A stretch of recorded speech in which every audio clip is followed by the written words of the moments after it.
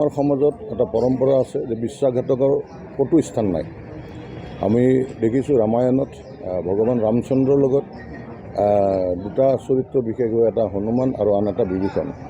আজিও কিন্তু হনুমানক আমি ভগৱানৰ ৰূপত সদায় পূজা অৰ্চনা কৰি আহিছোঁ, কিন্তু একমাত্ৰ নিজৰ ভাতৃক জ্যেষ্ঠ ভাতৃক বিশ্বাসঘাতকতা কৰাৰ কাৰণে প্ৰভুক সংগ দিয়াৰ পিছতো তাৰমানে বিশ্বাসঘাতকক স্থান নিদিলে আজিৰ সমাজতো বিভীষণক কেতিয়াও আমাৰ স্থান দিয়া হোৱা নাই।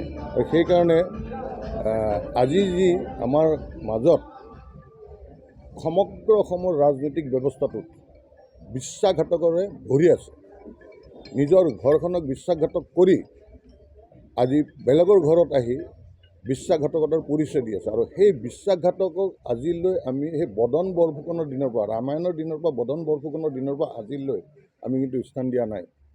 আৰু সেইকাৰণে ৰাইজলৈ আহ্বান জনাইছোঁ, অনুৰোধ কৰিছোঁ যাতে এই বিশ্বাসঘাতকৰ পৰা আমি তেখেতসকলক উচিত প্ৰত্যুত্তৰ দিওঁ। কাৰণ এইটোৱে আমাৰ ৰাইজৰ ওচৰত থকা, ৰাইজে ৰজা বুলি কোৱা, গণতন্ত্ৰত ৰাইজে ৰজা বুলি কোৱাৰ প্ৰত্যুত্তৰ দিয়াৰ এইটোৱে একমাত্ৰ পথ, যিটো পথৰ জৰিয়তে আমি উত্তৰ দিব পাৰোঁ, সেইটো হ'ল আমাৰ ভোটটো।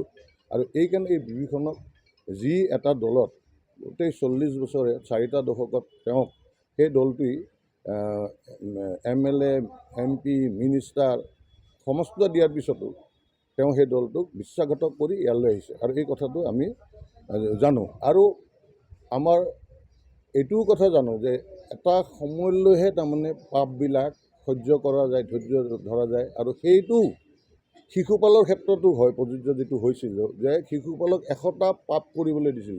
99টা পাপৰটো হোৱাৰ পিছত যেতিয়া ভগৱন্তক সুধিছিল যে ইমান পাপ কৰি আছে, আপুনি কিয় শাস্তি নিদিয়ে? কৈছে নহয়, 100টা পাপ হ'ব দে। আৰু আজি সেই শিশুপাল ৰূপী ৰাজনৈতিক ব্যক্তিসকলে, ৰাজনৈতিক নেতাসকলক কিন্তু এতিয়া সেই শিশুপালৰ দৰে যেনেকৈ ভগৱানে শাস্তি প্ৰদান কৰিছিল, সেই শাস্তি প্ৰদান কৰাৰ সময় সমাগত।